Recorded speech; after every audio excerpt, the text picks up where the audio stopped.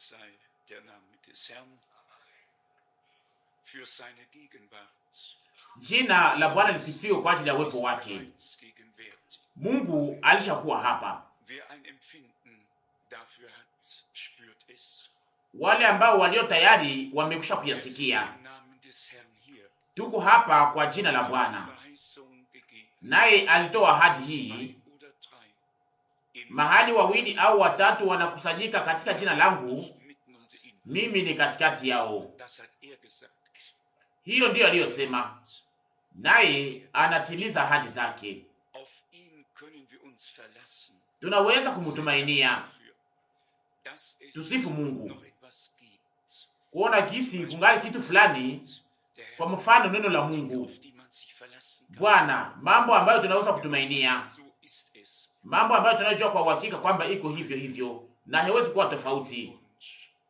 Tunahitaji moja tu, ni kwamba Mungu aweze kutukuzwa kweli kweli, na kwamba mambo haya matatu, damu ya mwana kondoo, neno la Mungu na roho wa Mungu, viweze kutumika ndani mwetu. Kwa maana inaandikwa, kuna 3 wanaoshuhudia: maji, roho na damu. Na tuko hapa ili tuweze kupenya ndani ya neno. Tuko hapa ili tuweze kufanya mazoezi ya nguvu ya ukombozi na inayofungua ya damu ya mwana kondoo. Na tuko hapa pia ili tuweze kupokea roho wa Mungu. Iwe wakati wa kushitakasia, wakati kama vile imekwisha kusemeka, wakati tunaweza kulishwa. Kuna watu ambao wanakuwa na njaa kila siku na wanaokula kila siku. Sijui kama muko sehemu ya hao, lakini watu wengi kila siku wanakuwa na njaa mpya hapa chini, hapa ndani ya mambo ya dunia, na iko hivyo hivyo pia kuhusu hali ya kiroho. Tuna njaa ya Mungu, na tunaweza kuhitaji tena nini zaidi ila kuweza kuona kwamba hakuje kwetu kupitia neno tu, lakini pia kupitia nguvu zake, ndani ya nguvu zake. Niliwazia kuhusu mahubiri juu ya mlima wakati neno liliposomwa, nao sema kwamba mkuje na mpokee kwa bure. Ni ndani ya Mathayo kwenye sura 5. Mathayo sura 5 mstari wa 3 mpaka mstari wa 6.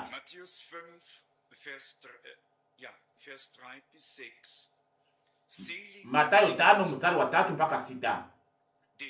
Heri walio masikini wa roho, maana ufalme wa mbinguni ni wao.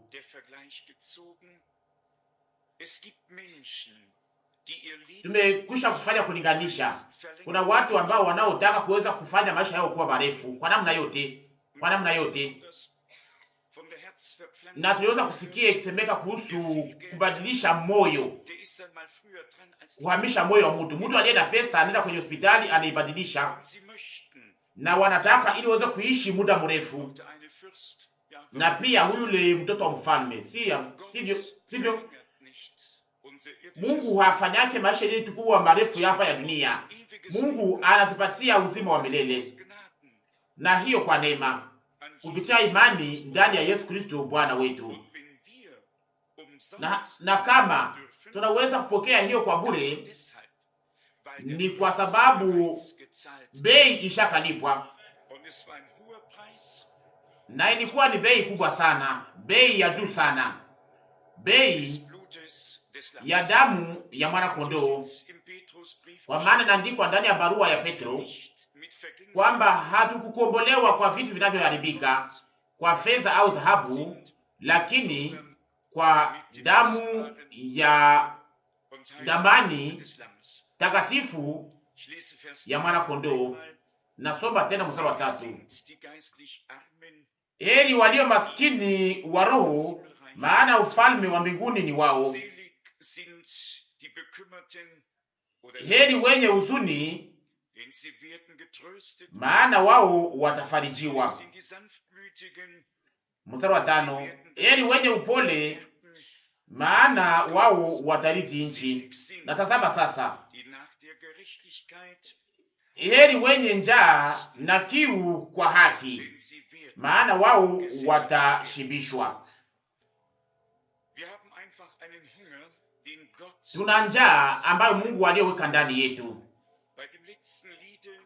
Niliposikia wimbo wa mwisho kwenye kipande ya pili, sikujizuiza kujiuliza kama kuna wamoja katikati yetu ambao wangana shakia, wanaojifurahisha tu kuweza kutazama wengine wakiishi mazoezi yao pamoja na Mungu bila wao wenyewe kuweza kuwa wamefanya mazoezi ya Mungu. Tazama yale wimbo 169 nasema kwenye kipande ya pili, ina maana gani ya mashaka yako, nafsi? Wakati wa neema inamalizika. Hakuna mwingine ila Yesu peke yake ndiye anayeweza kubariki. Kumpata ni zawadi ya milele. Ndio maana Paulo alisema, Kristo ni uzima wangu na kufa ni faida yangu. Wafilipi sura 1:21.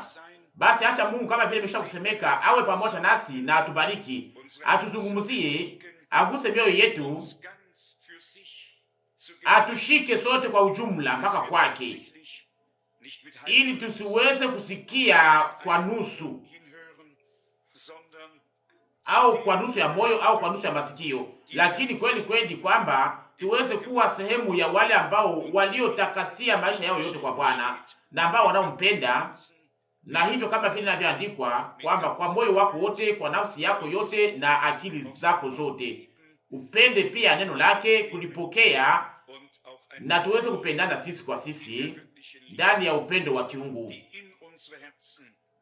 ambao unapaswa kumiminwa ndani ya mioyo yetu kupitia Roho Mtakatifu. Warafiki yangu wapendwa, wakati tunapozungumza kuhusu wakati wa mwisho na tunapoweka neno la unabii katika hali yake ya kibiblia, hiyo ni kitu cha ajabu sana, na tunashukuru Mungu sana kwa ajili ya hiyo. Lakini mnajua hiyo inamaanisha nini kwa ajili yetu? Kama mambo haya yote ambayo yatakayofanyika nyuma ya unyakuo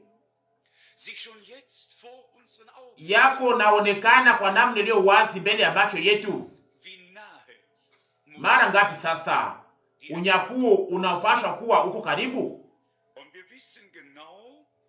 Tunajua waziwazi yale inayofaa ili tuweze kunyakuliwa.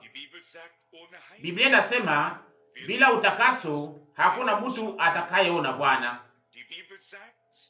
Biblia inasema ndani ya Mathayo sura 25 kwamba wapumbavu hawakukuwa na mafuta mengi, walikuwa wakiyakosa, nao hawakuweza kuingia katika karamu ya harusi. Biblia inatuangazia juu ya mambo yote, na yale ambayo tunayohitaji sisi sote ni kuweza kupata kuelewa iliyo wazi kwenye mambo ya kibiblia kwa namna ya kimafundisho, lakini pia mazoezi iliyo wazi ya mambo ambayo Biblia inatuahidi na ambayo wengine waweza kuishi mbele yetu. Kama naweza kuuliza leo, utakaso inamaanisha nini? Sijui jibu ngapi ninaweza kupokea hapa. Mtu ambaye aliye na roho ya Kikatolika atasema kama mtu anabaki peke yake bila kukutanana na mwanamke au mwanamke kukutana na mwanaume atakuwa mtakatifu. Ndiyo, anaweza kuwa mtakatifu mbele ya padiri, lakini si mbele ya macho ya Mungu. Weekend iliyopita nilipata sehemu kwa ndoa huko karibu na Zurich. Ndani ya ndoa hiyo, ndugu na dada Amani walio hapa leo nao waweza kuimba pia nyimbo nzuri, na huku mkabate vizuri sasa. Wote wanakaa vizuri. Ndugu Rusha anasema kulikuwa ndoa, lakini wale waliokuwa wakioana hawakukuwa tena vijana.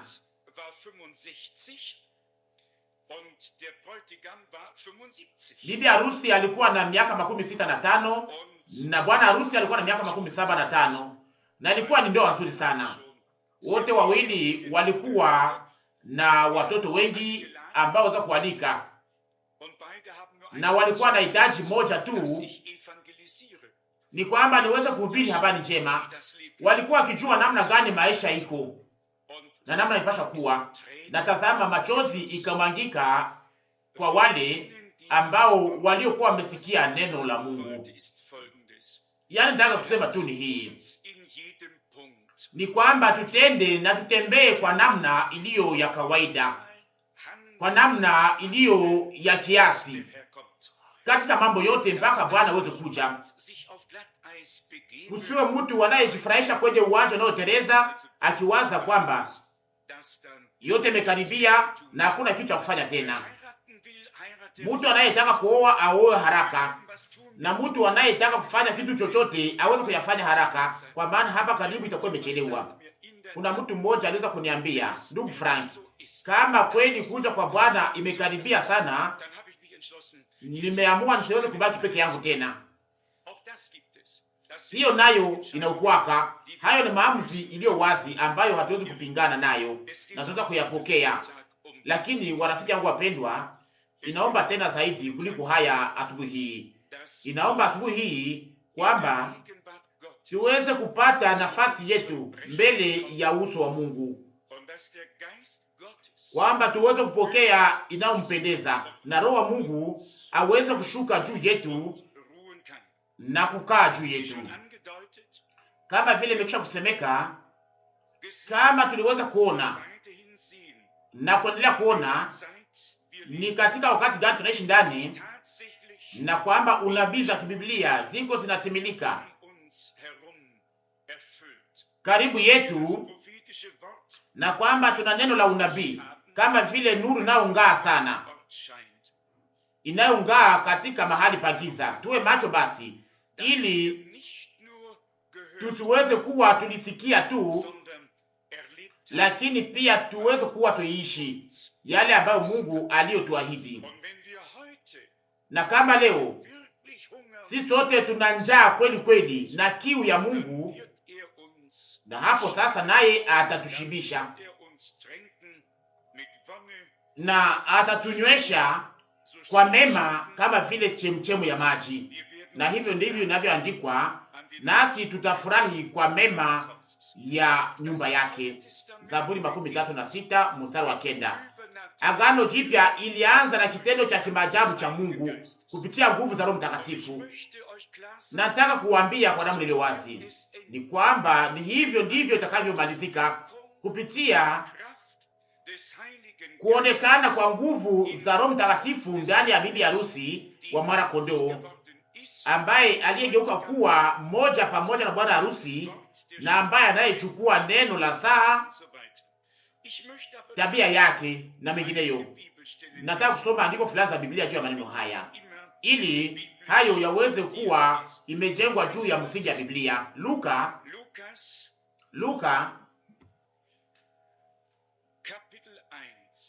sura 1, Luka sura 1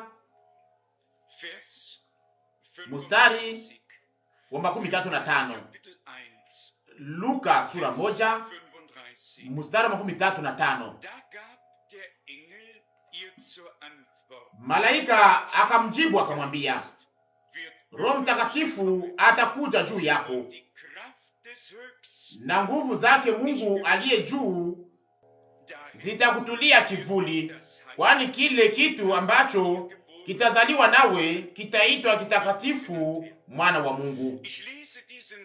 Ninasoma shahidi hii kwa sababu moja tu iliyo wazi, ni kwamba wakati Roho Mtakatifu anaposhuka juu ya mtu, kitu fulani kinazaliwa ndani yake. Roho Mtakatifu si upepo. Roho Mtakatifu ni nguvu zinazotenda za Mungu ndani ya wale ambao wanaompokea. Na hivyo sasa hayo yanafanyika wakati Roho wa Mungu anapokuja juu ya mtu, kunatokea matokeo. Kuna kubeba kama vile mimba, kuna kuzaa, kuna kuzaa, na kisha uzima wa kiungu unaonekana. Inaomba kuyasema kwa namna iliyo wazi sana ili tuweze kuelewa hiyo na maisha nini, wakati Biblia inapozungumza kuhusu nguvu za Roho Mtakatifu. Ni nguvu za Mungu zinazotenda, zinazoleta uzima na zinazoumba ndani ya kitendo hapo hapo, sio kuonekana au kuonyeshwa tu, lakini nguvu za Mungu zinazoweza kutenda, zinazoonekana zikileta mbegu na zinazoumba ndani ya mtu ambaye Roho Mtakatifu anakuja juu yake. Na hiyo ndiyo tunayohitaji katika siku hizi. Wengi wanajua kushangilia, wanapiga mikono kushangilia na kutoa sauti za furaha, na si vibaya, na ningependa hiyo iweze kufanyika pia hapa katikati yetu. Ndugu Rusi ambaye anayeweza kujua maneno vizuri na kuyasema, aliweza kusema pia kwa namna njema kwamba hatuko hapo kwenye mahali pa kuzika.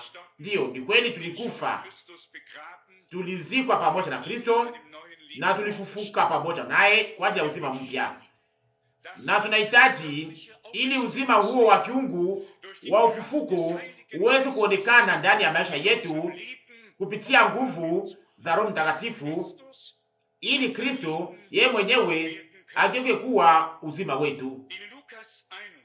Ndani ya Luka sura 21, ikilingana na wakati wa mwisho na yale ambayo tunayofanyika, Bwana anatuambia maneno haya. Luka sura 21 mstari wa 13 mpaka 36. Luka sura 21 mstari wa 13 mpaka 36. 34. Mshangalie mioyo yenu isipate kulemelewa na ulafi na ulevi na masumbuko ya maisha haya, siku ile isije kwenu ghafla kama mtego. 35. Kwa sababu kama vile itakuja juu yao wote wanaokaa juu ya uso wa dunia pia. 36. Lakini tazameni kila wakati mkiomba mupate nguvu ya kukimbia maneno haya yote yatakayokuwa, kukimbia maneno haya yote yatakayokuwa, mupate nguvu ya kukimbia maneno yote ambayo yatakayokuwa na kusimama mbele ya Mwana wa Mtu, kupokea nguvu ili muweze kukimbia yale yote ambayo itakayofika kwenye dunia hii. Tulishaka kuyasikia mara nyingi ndani ya mahubiri. Kanisa litajakuliwa mbele mavikombe vya ghadhabu vitakapomwangwa, na mbele ya hiyo wakati mbaya ya mateso, ya ziki, ya mateso. Na ni kweli, lakini mbele tuweze kujakuliwa, tunapaswa kupokea nguvu hizo za Mungu zinazotenda, zinazogeuza mwili na zinazotunyakuwa. Na hayo haipaswi kuwa ni upepo wa mafundisho, lakini inapaswa kuwa ni uhakika wa kiungu. Unaweza kuonyesha kitu fulani kwa namna ya kimafundisho bila watu kuweza kuyafanya mazoezi.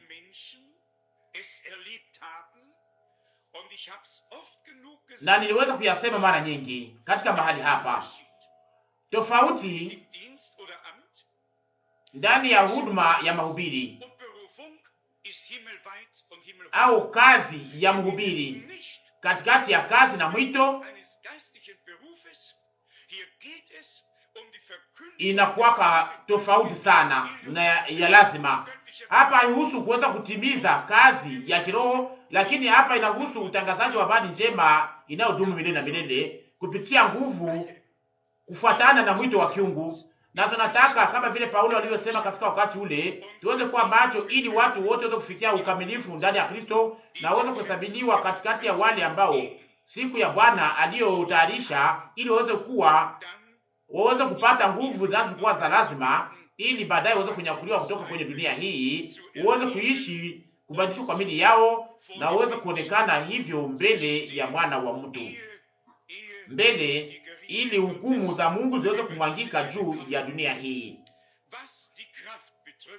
Inayohusu nguvu ni Roho wa Mungu, nguvu za Roho Mtakatifu, ndani ya nguvu za Roho Mtakatifu. Ndani ya sura moja ya Matendo ya Mitume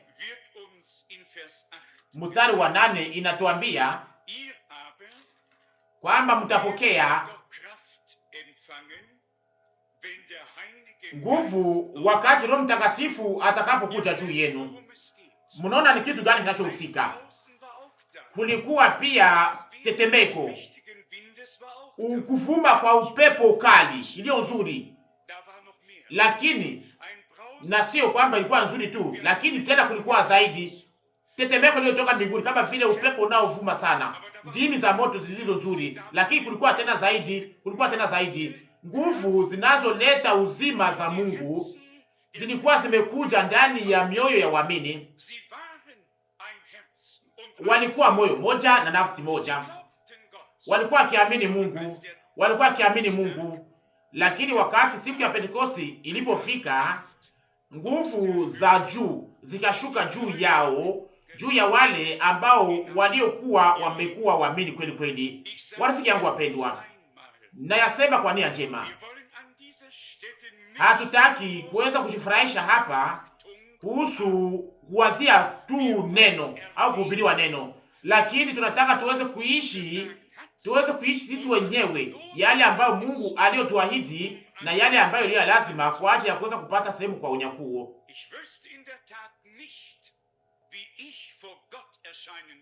Singeliweza kujua namna gani ya kuonekana mbele ya Mungu kama mahubiri haingeliweza kuwa kwa kiwango kila mtu aweze kuwa na uwezo wa kuweza kufanya mazoezi ya kweli pamoja na Mungu. Naongeza tena kwa nia njema ni kwamba mahubiri haipashi kuwa ndiyo msimamizi wa hayo. Mpango wa ukombozi wa Mungu haiwezi kuhubiriwa kwa namna iliyo wazi na kwa namna iliyo ya ujao na kwa namna iliyo ya urefu kwa juu na kwa namna iliyo ya kilindi sana kama vile iliyo katika wakati wetu.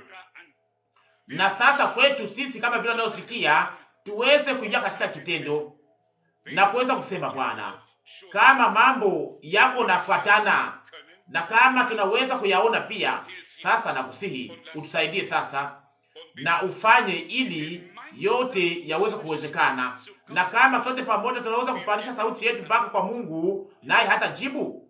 Lakini ndiyo aliahidi kwamba wakati taifa langu linalochukua jina langu litakapokusanyika na kutazama mbingu mpaka kwa mahali hapa, mpaka eneo hii mahali nilipoweka jina langu. Mambo ya Nyakati ya Pili sura 6:38. Mnajua maombi iliyotamkwa wakati wa kuzindua hekalu ya Salomono, na tunatambua na tunatazama yule Yesu Kristo, yeye Yesu Kristo ambaye Mungu alifunua ndani mwake, na pia jina lake na wokovu wake. Mnajua kwamba tulikuwa azirisho kwa siku 3 weekend iliyopita, na siku ya 5 hiyo ilikuwa ni siku takatifu ya Uislamu, na kwamba vitabu nyingi vilikuwa vimeonyeshwa. Walikuwa wakifanya makusanyiko huko ndani ya chumba ya Volkshaus, na maneno yao ilikuwa kwamba kuna Mungu mmoja na jina lake ni Allah. Tuliyaelewa sisi kwa namna tofauti, tuliyatambua kwa namna tofauti. Kuna Mungu mmoja tu, na hiyo tunasema ndiyo na amina. Lakini Mungu yule mmoja tu alikuwa Emanueli, ni kusema Mungu pamoja nasi, na jina lake ndani ya Agano Jipya ni Yashua. Kwa namna ya Kigiriki ni Yesu, inamaanisha yawe Mwokozi. Warafiki yangu wapendwa, tunashukuru kuona jinsi Mungu aliweza kufungua macho yetu, Tunashukuru kuona gisi aliweza kutoa zawadi ya nuru, atupatia ufunuo, kwa maana bila ufunuo hatungeliweza kuona kitu fulani au kuweza kusikia kitu fulani. Pia ni kusema inahusu kuweza kupokea nguvu ambayo inaweza kufanya pia mili yetu inayokuwa ya kufa ikiwa hai. Na mara ngapi tunataka kuyasema, nguvu za kiungu zinapaswa kwanza kutubadilisha mbele tuweze kubadilishwa kwa mili yetu. Tazama inayosemeka kuhusu Bwana wetu Yesu ndani ya Matendo ya Mitume sura 10 mstari wa 38. Matendo ya Mitume sura 10 mstari wa 38. Ni kusema jinsi Mungu alivyopakaa Yesu wa Nazareti, akampakaa kwa Roho Mtakatifu na kwa nguvu, namna gani huyu naye aliweza sasa kuzunguka nchi yote akifanya mema na akiponyesha wale wote ambao waliokuwa chini ya utawala wa Shetani. Warafiki yangu wapendwa, hayo ni sehemu ya hayo pia. Tunahitaji kanisa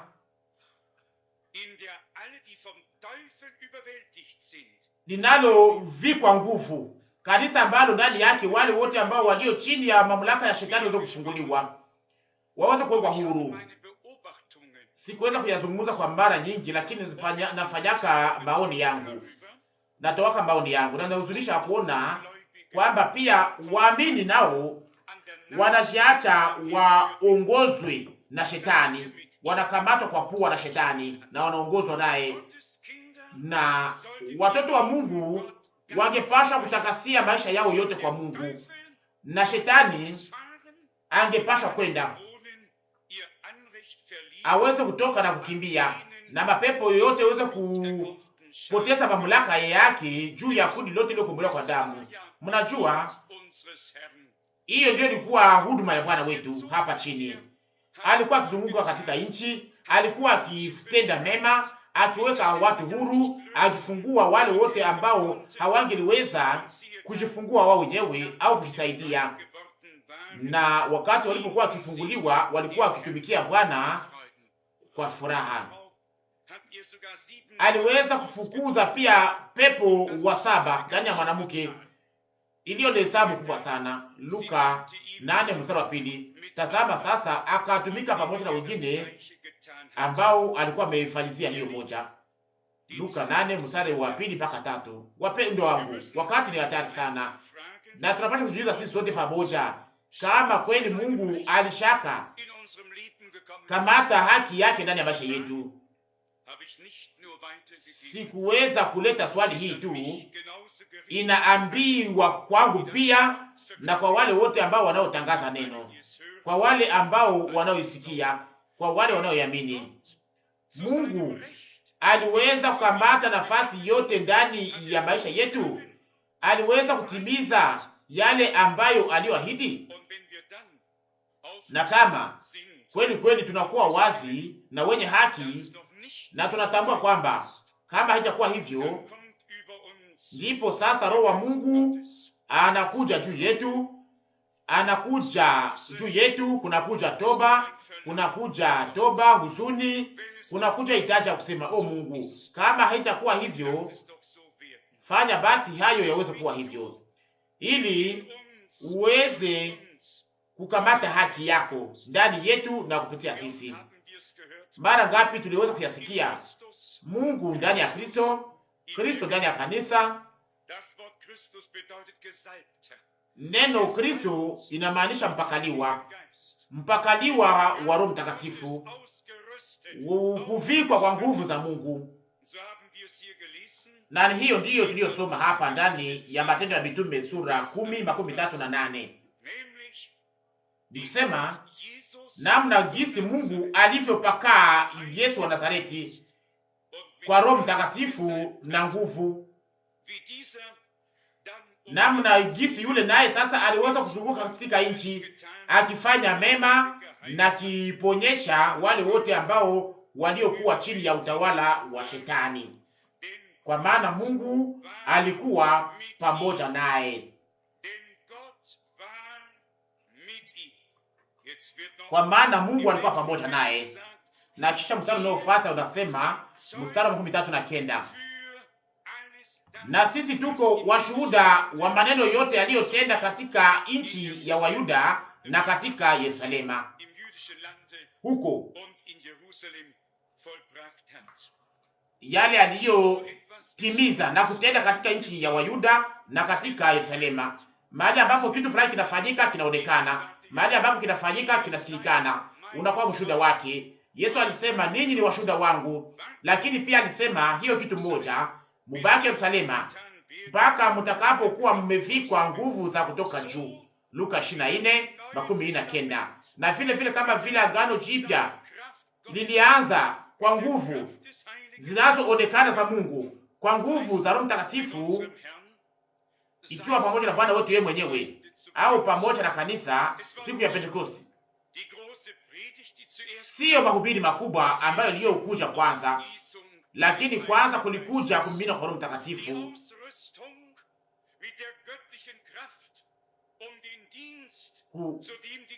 kuvikwa silaha kwa nguvu za kiungu, ili kanisa liweze kutimiza na kufanya huduma ambayo ilikuwa imetayarishwa.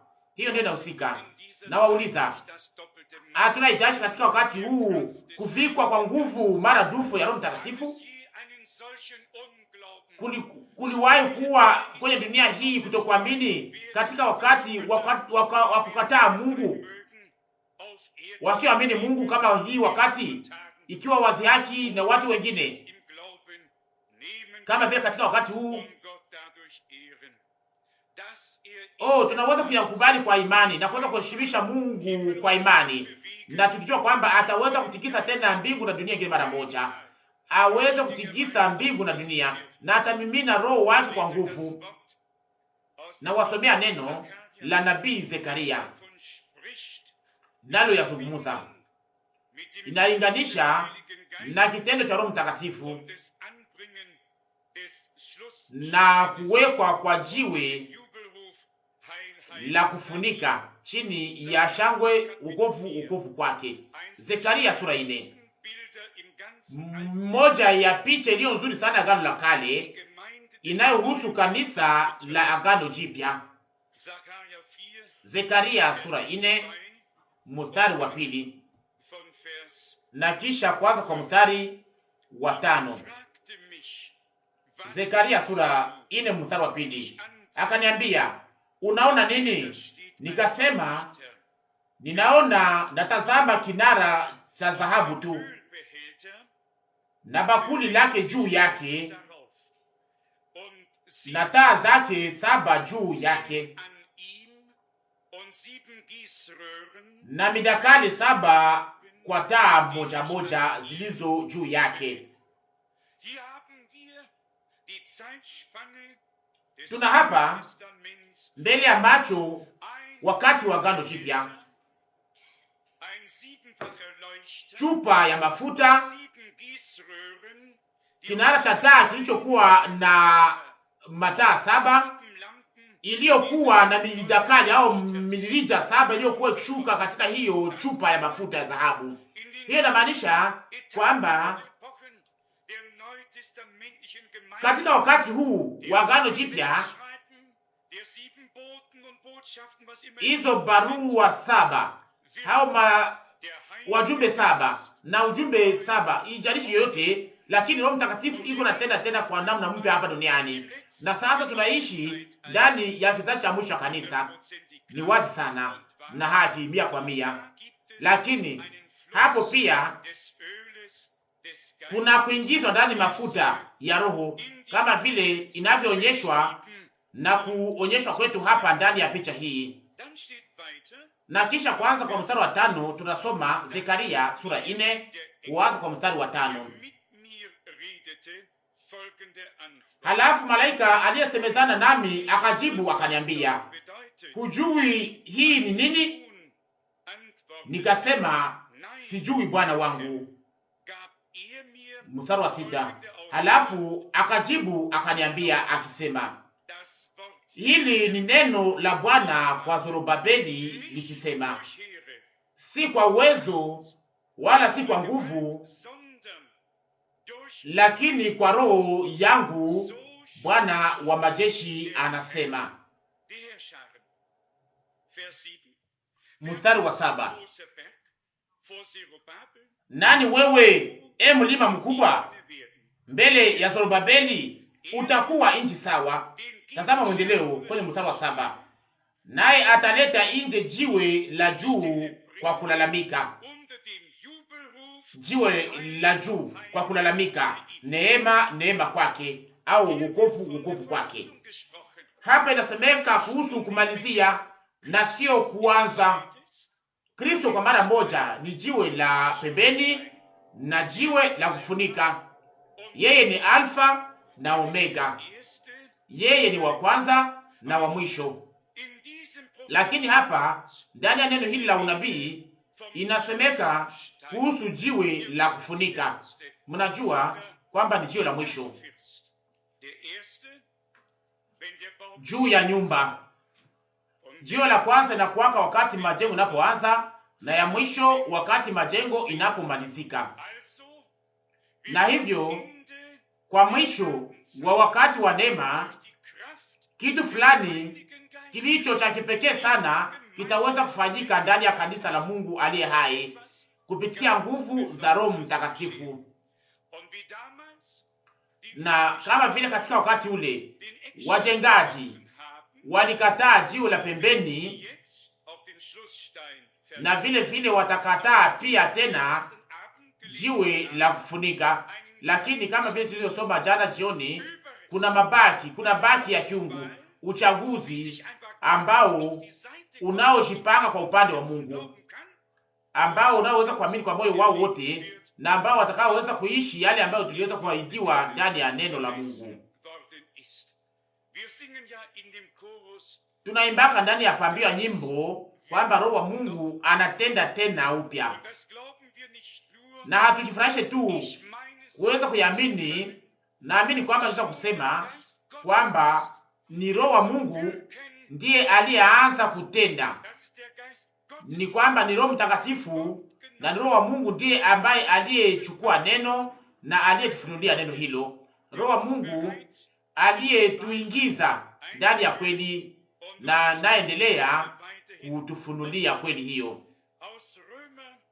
Ningetaka nisome maneno haya ndani ya sura 1 ya barua kwa Waroma, ikilingana na Bwana wetu.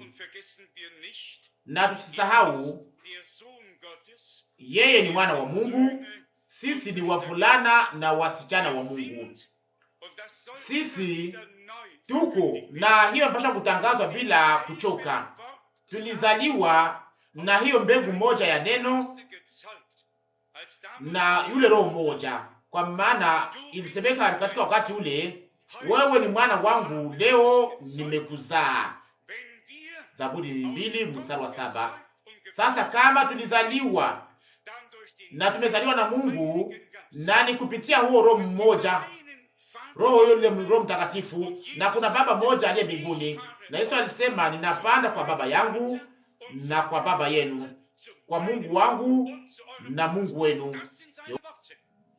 Yohana sura 20 mstari wa 17. Hayo ni maneno yake. Nasi tumekuwa wana wa Mungu, hata kama yale tutakayokuwa na kisi tutakayokuwa katika siku ile haijaweza kufunuliwa na kuonekana, lakini tutayaona vizuri vizuri sasa wakati hayo yatakapofika, tutayaona.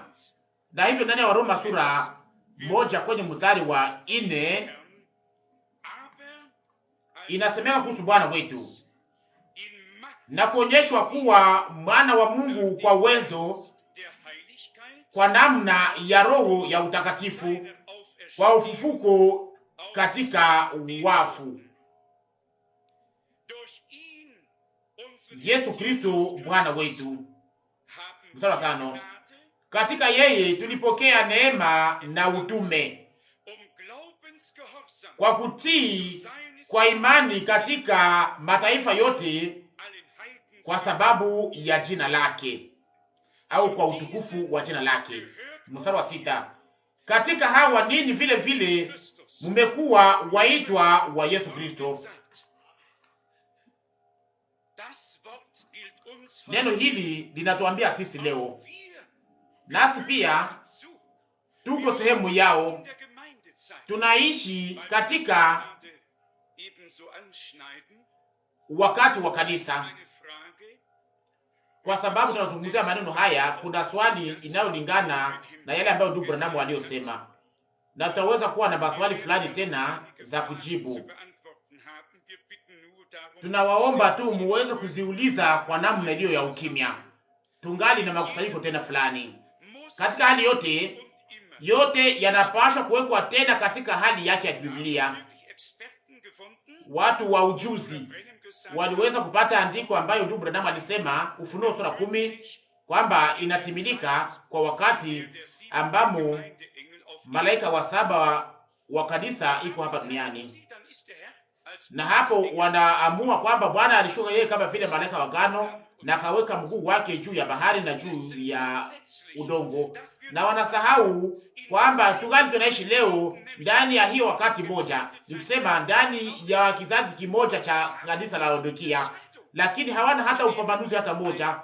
Wanakamata matamshi fulani au maneno fulani, na wenyewe hawawezi kuyaingiza katika hali yake ya Biblia, na hapo yote inakuwa mbaya.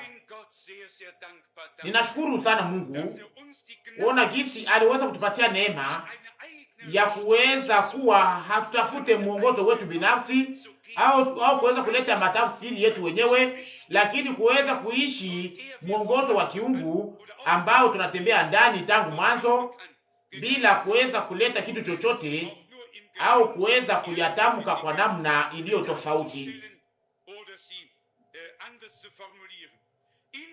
Hata muda kidogo ndani ya andiko hili tulisoma kwenye mstari wa 4,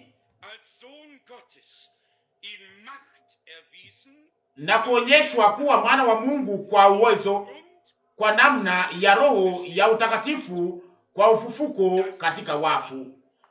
Hiyo inamhusu, lakini nayo tuhusu sasa sisi, nasi pia tulisoma kwenye mstari wa 4, mstari wa 5. Sasa katika yeye tulipokea neema na utume kwa kutii kwa imani katika mataifa yote.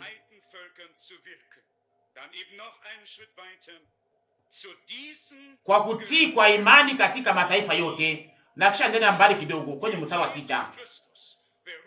Kwenye mstari wa 6. Katika hawa ninyi vile vile mmekuwa waitwa wa Yesu Kristo.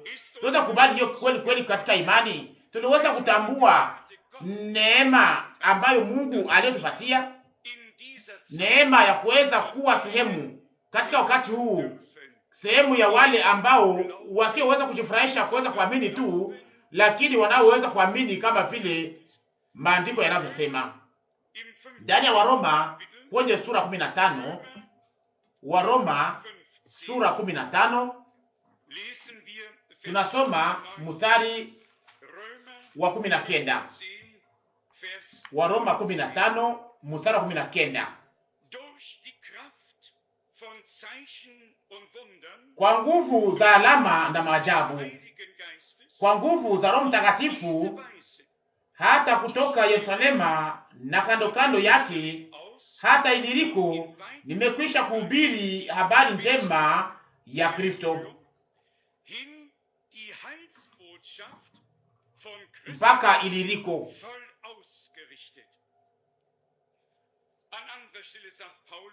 Mahali pengine Paulo alisema kwamba neno au habari njema haikuja kwa maneno tu, lakini katika nguvu, ndani ya nguvu. Na habari njema Yesu Kristo, nikusema hiyo ni Wathesalonika wa kwanza sura 1 mstari wa 5.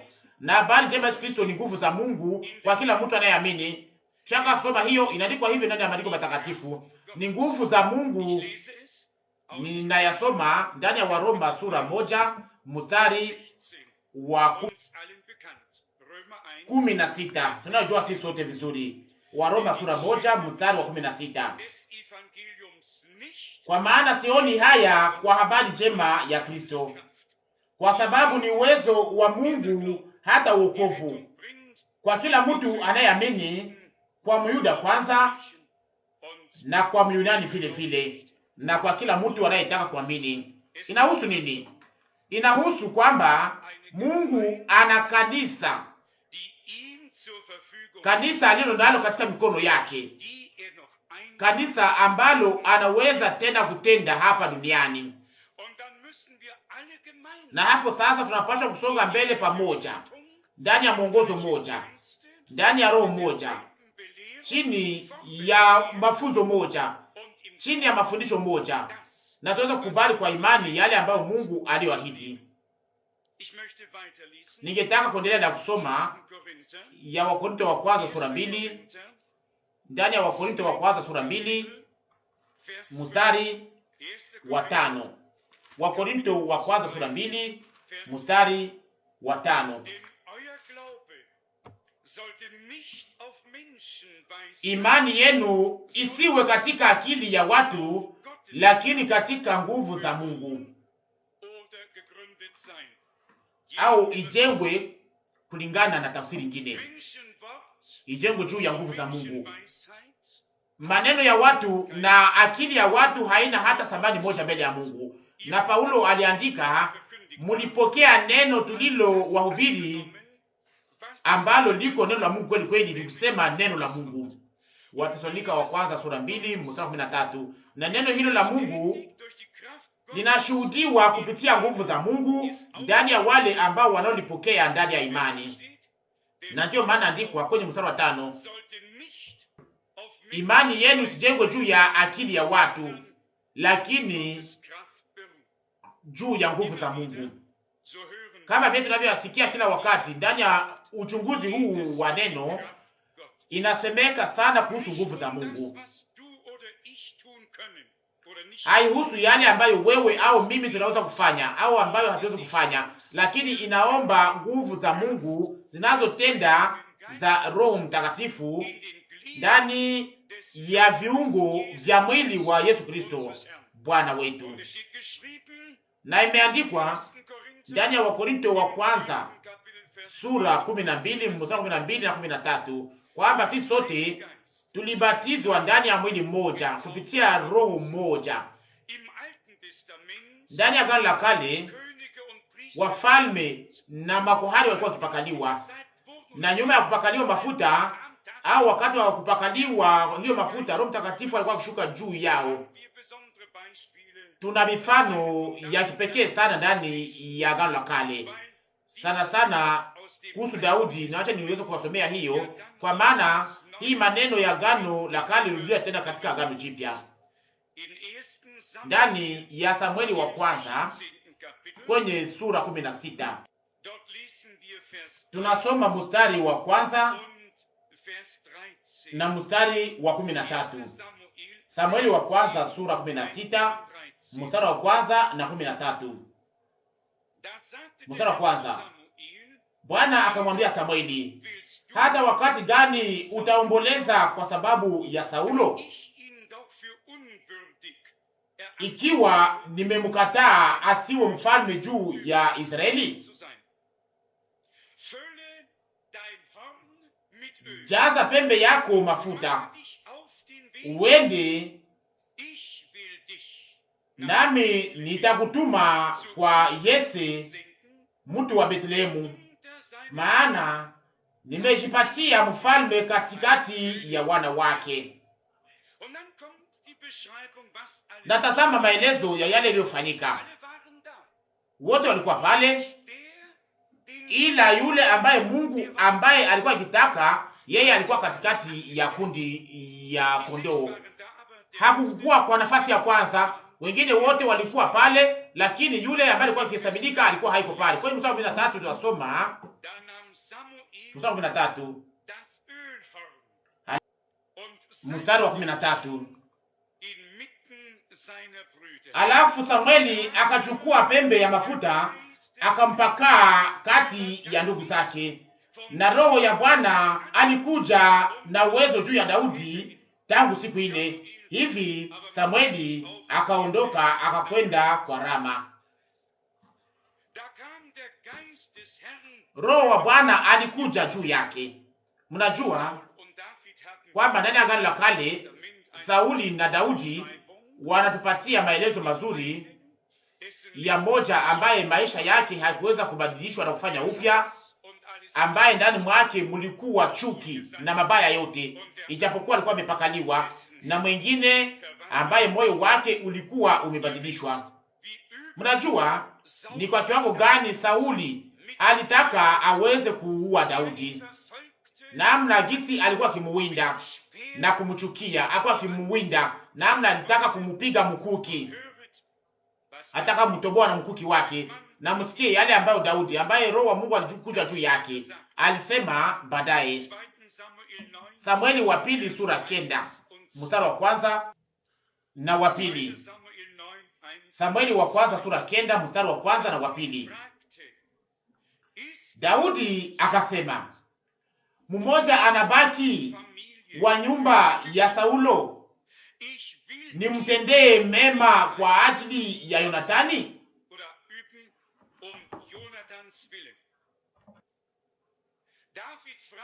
Daudi aliuliza kama kulibaki hata mtu mmoja wa nyumba ya Sauli, ya wale ambao waliomtesa, ya wale ambao waliomfanyia maisha yake kuwa magumu.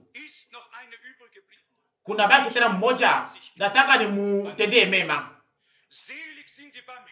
Heri wenye rehema, kwa maana wao watapata rehema. Mathayo 5:7. Warafiki yangu wapendwa, kuna tabia ndani ya maisha ya muamini ambayo hawezi kusahau au kuweza kupita pembeni yake. Na kisha mbali kidogo tena inasemeka hapa, nimtendee mema kwa ajili ya Yonatani. Hii ni mstari wa kwanza. Na sasa mstari wa pili. Na kulikuwa mtumishi mmoja wa nyumba ya Saulo, jina lake Ziba. Wakamwita aende kwa Daudi. Mfalme akamuuliza, wewe ni Ziba? Akasema, mimi mtumishi wako ndiye. Msikie sasa inasemeka kwenye mstari wa 3. Mfalme akasema, mwingine hapana wa nyumba ya Saulo? Nimtendee mema ya Mungu? Msikie hii maneno, nimtendee mema ya Mungu. Kwanza iseme kwamba nitampatia rehema yangu, na kisha hakuna tena mtu mwingine wa nyumba ya Saulo ambaye nitamtendea mema ya Mungu. Inafaa kupokea kutoka kwa Mungu kama unataka, na kama unaweza kutangaza, iwe kwanza niweze kuwa ni rehema au pendo au kitu kingine pia. Lakini hapa yote nasemeka kwa maneno haya, pamoja na upako kuna kuja roho wa Mungu, na pamoja na nguvu za Roho Mtakatifu kubadilishwa kwa mtu yule. Na hiyo ilikuwa haimsumbui kuweza kuwa anateswa, lakini tunayaona alitaka aweze kutenda mema, alitaka aweze kutangaza rehema aliyokuwa amepokea kwa Mungu, aitangaze kwa nyumba ambayo iliyokuwa imemutesa. Bwana wetu akusema, mubariki wanao walaani, muombee wale wanaowatesa ninyi. Iko namna gani kuhusu sisi? Iko namna gani kuhusu sisi? Tuliweza kupokea rehema za Mungu, sasa na tuweze kuzitangaza. Tulipokea upendo wa Mungu, na tuweze kutangaza pia. Ningetaka nisome haraka haraka andiko moja au mbili ya Petro wa pili sura 3, ikilingana na mwisho wa wakati na pamoja na siku ya Bwana na ahadi ya kurudi kwa Yesu Kristo. Ndani ya Petro wa pili sura 3 ilikuwa imekwisha kusemeka mambo mengi, lakini pia tunaambiwa hapa kwenye mstari wa 11. Petro wa pili sura 3 mstari wa 11. Basi kwa kuwa vitu vyote vitayeyushwa hivi, ingewapasa ninyi kwa watu wa tabia gani katika matendo matakatifu na utawa. Mstari 12. Mukitazamia na kutaka sana kuja kwa siku ya Mungu. Kwa sababu yake mbingu zikiungua zitayeyushwa na viumbe vya asili vitayeyuka kwa moto mkali. Tulisikia yale iliweza kuonyeshwa. Haitoshi kuweza kujua kwamba wakati umekaribia na kwamba siku inaweza kutokea wakati wowote, lakini inahusu matayarisho ya kanisa la Mungu aliye hai, matayarisho kwa ajili ya siku hiyo ya utukufu ya kurudi kwa Yesu Kristo. Na ningetaka nisome juu ya maneno haya, andiko linalojulikana vizuri ya Timotheo wa pili sura 4, ili iweze kutuweka tena bidii zaidi kupitia usomaji wa neno la Mungu. Timotheo wa pili sura 4 akose mstari wa 7 na wa 8. Mstari wa 7: nimepiga vita vizuri, nimemaliza mwendo wangu, nimelinda imani. Mstari wa 8: nyuma ya haya nimewekewa taji ya haki, ambayo Bwana mhukumu wa haki atanipa siku ile.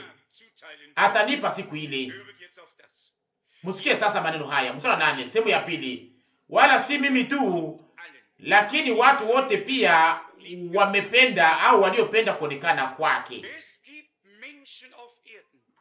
Kuna watu hapa duniani ambao wanaongoja kuja kwa Bwana au kurudi kwa Bwana, na bibi harusi na bwana harusi watasema kwa sauti kubwa kwa mwisho, na watasema kuja Bwana Yesu. Kwa hiyo hii ni andiko ambayo tunasomaka mara nyingi wakati wa ibada ya mazishi, wakati mtu fulani anapokuwa amefariki katikati yetu. Paulo alisema wakati alipokuwa ngali hai yale ambayo sisi tunasemaka mara nyingi wakati mtu anapokuwa amefariki. Mara ngapi mimi mwenyewe niliweza kusoma andiko hii wakati wa mazishi? Paulo alikuwa wakati alipokuwa ngali hai alikuwa na uhakika ndani ya Mungu. Alikuwa akijua na kuelewa msimamo wake ndani ya Yesu Kristo.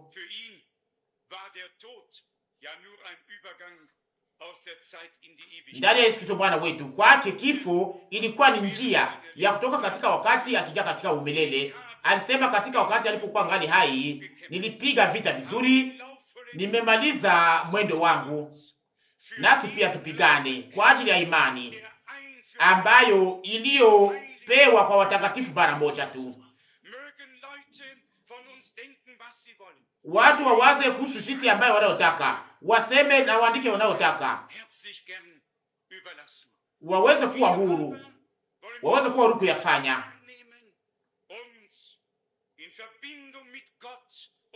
Lakini sisi tunataka tuweze kuwa na usimamizi na kutimiza kazi ya kuweza kubaki katika umoja pamoja na Mungu na pamoja na Mungu kuna kwa yale ambayo aliyotuahidi. Niweza kuanzia katika siku pita, nilisoma pia nyuma ya muda mrefu habari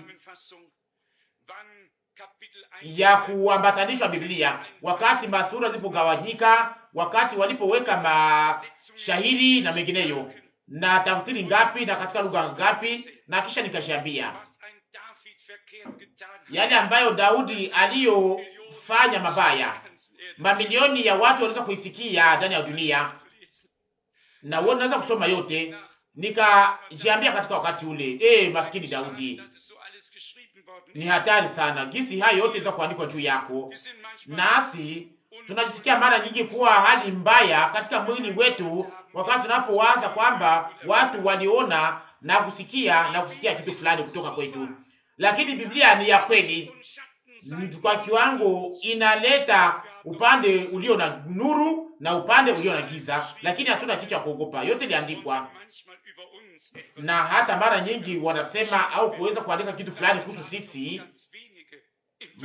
watu wachache wanaijuaka kulingana na yale ambayo aliweza kujua kuhusu Daudi na kuhusu watu wengine wa Mungu wa Biblia. Ni kusema kama tulikufa pamoja na Kristo, tuendelee kutembea pamoja naye ndani ya ule uzima mpya, na tumalize safari yetu ndani ya imani. Na kama za kuuliza leo, nani ambaye aliye na uhakika, kama vile Paulo anaandika hapa kwamba tangu sasa taji ya ushindi inaningoja, na hivyo sasa alikuwa sehemu ya kundi la washindi ambao kupitia damu ya mwana kondoo na kwa ajili ya upendo wa neno la Mungu walioweza kushinda, na hawakupenda uzima wao mpaka kifo. Ni kusema alikuwa sehemu ya wale ambao ndani ya wakati wao walipokuwa ngali hai walikuwa na uhakika kwamba taji ya haki ilikuwa imetayarishwa kwa ajili yao, lakini hakuwa na uhakika huo kwa ajili yake mwenyewe, lakini pia kwa ajili ya sisi sote tunaongoja kuonekana kwa Bwana wetu, na tutafurahi na tunafurahi kwamba anaweza kurudi atuchukue karibu yake, kwa maana alisema, ninaenda kuwatarishia mahali na nitarudi kuwachukua pamoja nami, ili mweze kuwa mahali mimi nipo.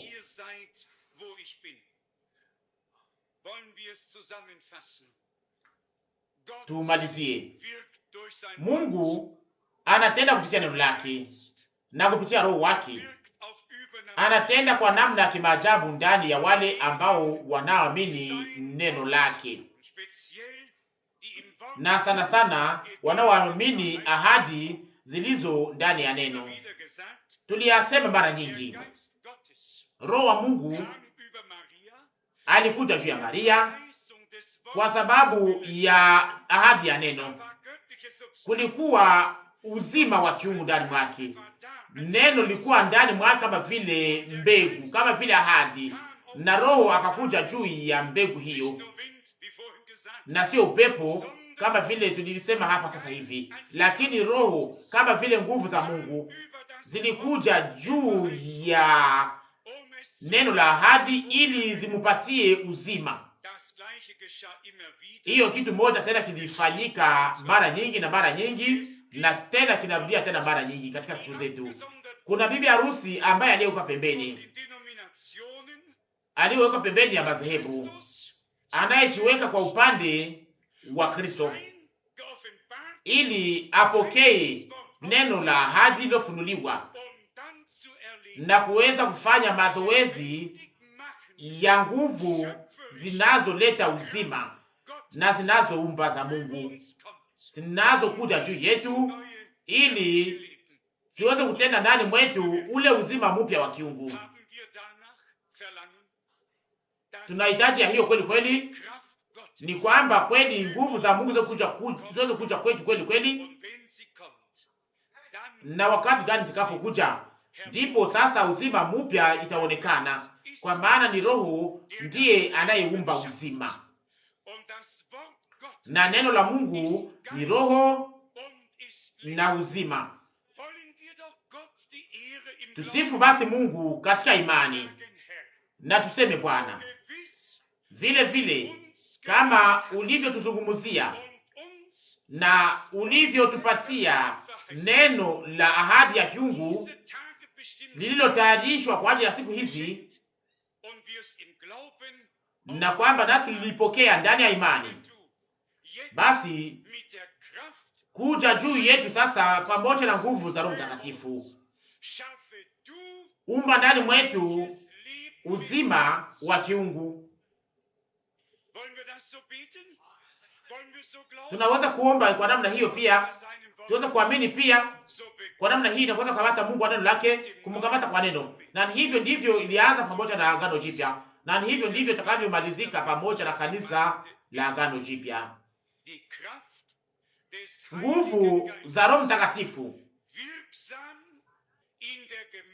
ziko katika kazi ndani ya kanisa la Mungu aliye hai, ili liweze kufanya neno lilosikiliwa ligeuke kuwa uhakika wa kiungu, na vile vile kama Kristo alivyokuwa neno lililofanyika kuwa mwili, na hivyo hivyo neno la ahadi linapaswa kuwa uhakika wa kiungu kupitia sisi,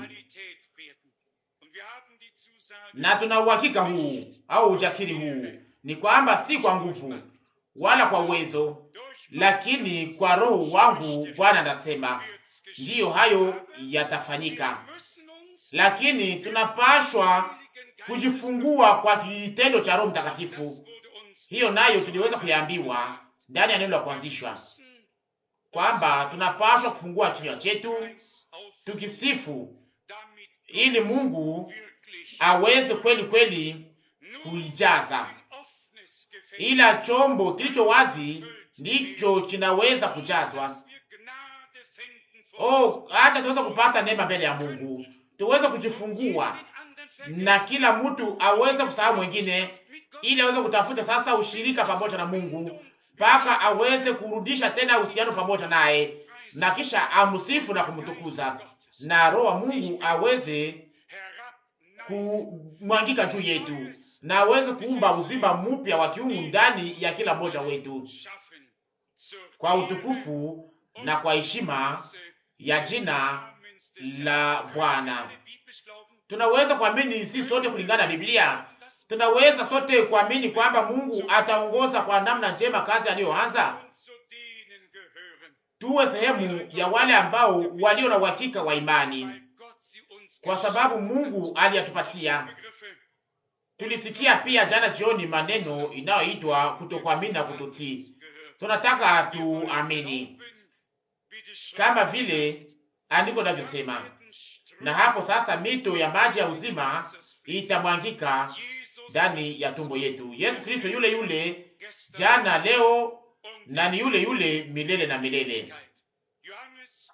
Yohana aliyatangaza, nitawabatiza kwa maji hata toba, lakini yeye anakuja nyuma yangu atawabatiza ninyi kwa Roho Mtakatifu na kwa moto.